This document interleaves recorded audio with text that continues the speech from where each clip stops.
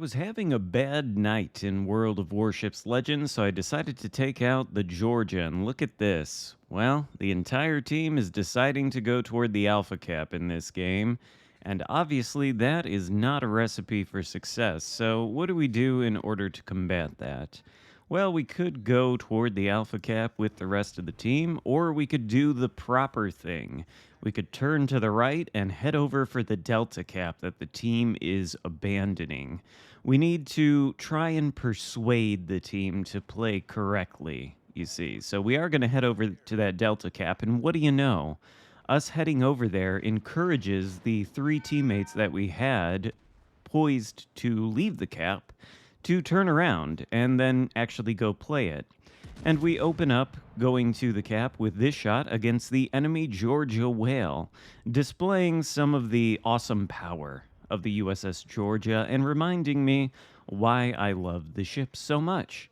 But anyway, my team, instead of abandoning this flank, is actually going to completely dominate the flank now that I turned around and sort of gave them some confidence to not actually leave the flank. And that is directly going to lead to the team's victory in this game, despite my personal result being fairly mediocre. So, a win, but certainly not a satisfying win. I still needed to do something a little bit better in order to end the play session feeling like I accomplished something. So, Georgia in our main feature here. We spawn south of the Alpha flank on this map, and Georgia is, of course, one of my favorite battleships in the entire game. It does have the problem of only being a 6-gun battleship, which means that, well, RNG will sometimes screw you over just a little bit, and that is going to happen actually a lot in this game, but by the end of it, it's not really going to end up mattering. In any case, nothing has been revealed yet, but there is a CV in the match, and our CV and the enemy CV are flying over Charlie, so we don't probably have to worry about getting spotted early. You see here, I was thinking about turning to the right, but that is all going to change because very soon an enemy Iowa is going to be spotted entering the Alpha Cap or going toward it. There he is now.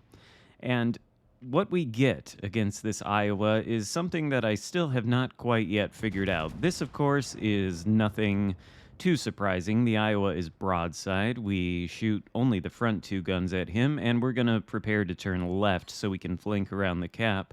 The result is a single overpen. We're looking at the Tiger 59 out there. Maybe going to take a shot on him. Not quite. But this Iowa, who has gotten away with taking very little damage from us, but quite a bit from our team, is now turning to push into the cap. And so he's pointing his bow at us, which leads me to think that this next shot against him isn't going to yield very spectacular results. We're waiting until we can get around the island and conceal ourselves before we take the shot.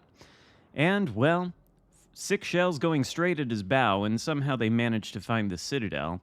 Not exactly sure how that one worked out. Maybe they hit the barbettes or something.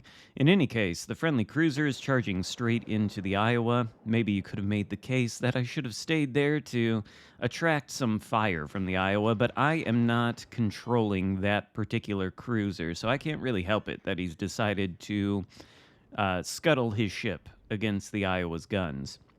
Anyway, we come around the island as the Iowa is still laser focused on the friendly Shimanto, who is not doing a lot of damage to him, just like our second salvo there.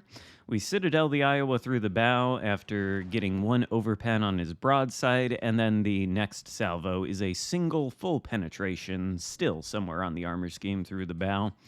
Iowa is getting closer and closer all the time. It looks like he is about to turn, which is why we are going so far to the left here.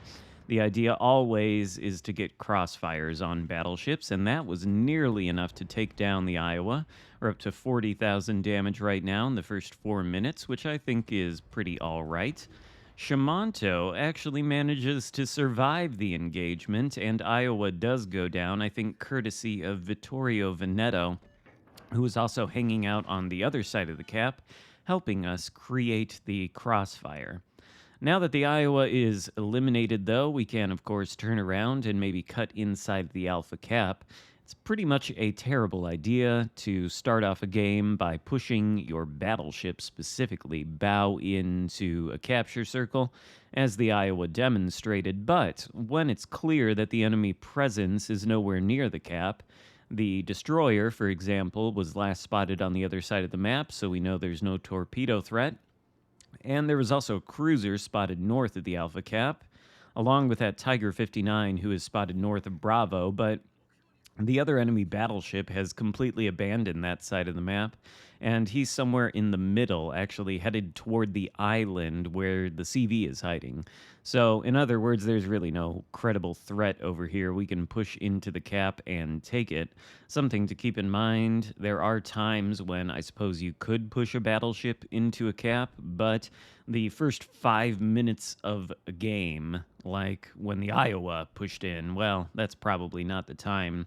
Here is where we're going to see the downside of the Georgia. The reason that I think some people don't really care for the ship.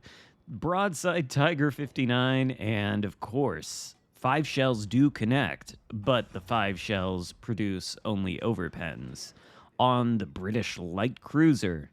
And the Tiger 59 and British light cruisers in general are not known for having missable citadels, let's just put it that way. So Tiger 59 is slowing down and smoking up. We get another shot off at the guy with all 6 guns again. 2 shells, 2 overpens, 1 ricochet actually on the apparently very heavily armored Tiger 59. In any case, we reach the Alpha Cap.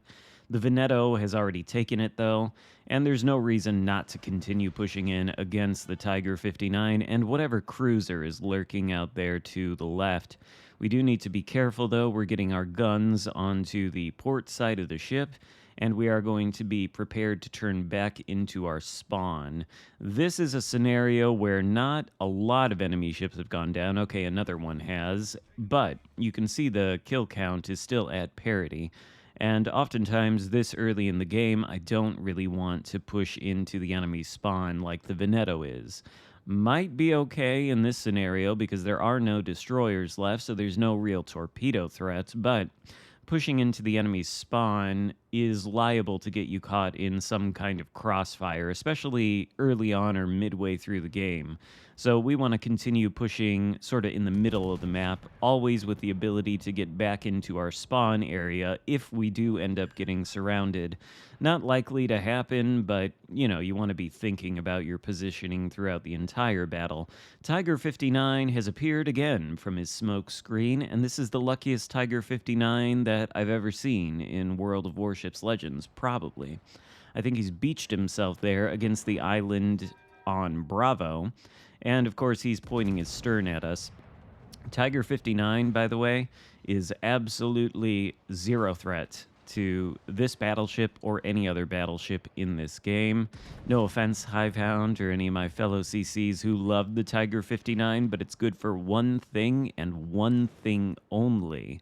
That is catching destroyers with its radar and utilizing its excellent concealment in order to get close enough to take them out with its 4 AP slinging guns. Those guns are only effective against taking out enemy destroyers. They pose no credible threat to my Georgia or any battleship in this game, or really any cruiser in this game. So Tiger 59 predictably goes down, although it took way, way, way too long in order to sink him. And of course, both of the shells from the rear turret of Justice managed to fall short right in front of the Talon, failing to take him out as well. But the second salvo gets us the Citadel and our first kill of the game. That's something that you just kind of have to get used to if you want to play the Georgia. Sometimes the dispersion is just going to troll you, and you don't have a lot of guns to begin with, so you are going to miss. And thus, the most important thing to do is carefully consider your positioning. Look for the opportunities to place your ship somewhere on the map where you can get access to the broadsides of the enemies. And even if you do miss those broadsides from time to time, eventually you'll start getting some salvos that deal catastrophic damage. The Georgia And never forget this because this is something I think a lot of people overlook. The Georgia and the Ohio, with the 457 millimeter American battleship guns, enjoy the highest alpha strike on the AP out of any battleship in the entire game at base. At base, these guns do over 15,000 damage on a citadel. That's higher than even Yamato's base AP shell alpha, which is somewhere in the vicinity of 14k.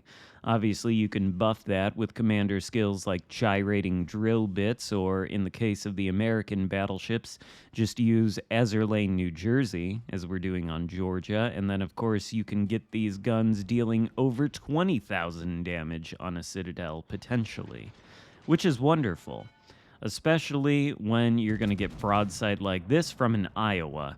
One of the most citadelable battleships probably in the entire game. There's two citadels on the Iowa, and he goes down. This is the reason we loved the Georgia, and the reason that I wanted to take it out when I was having a series of not-so-good games in World of Warships Legends. It never lets me down. This really is one of my favorite battleships in the game. The big downside, of course, is not only the 6 guns, but also the rather non-tanky armor and the exposed citadel. There's another citadel against a Georgia W, and we get the high caliber metal. You don't want to give broadside in the Georgia. It is much like the Iowa in terms of just how accessible that citadel is. Only Saipan and enemy Georgia left, though, so hopefully we'll get the killing blow here on the Saipan. He's only got like 5,000 HP, so it shouldn't be that hard. There he goes. Third kill of the game, and maybe we can make it 4 with this Georgia W. Just short of a Kraken, but certainly a pick-me-up after a series of really terrible games that didn't work out as well as that first clip where we do actually manage to win.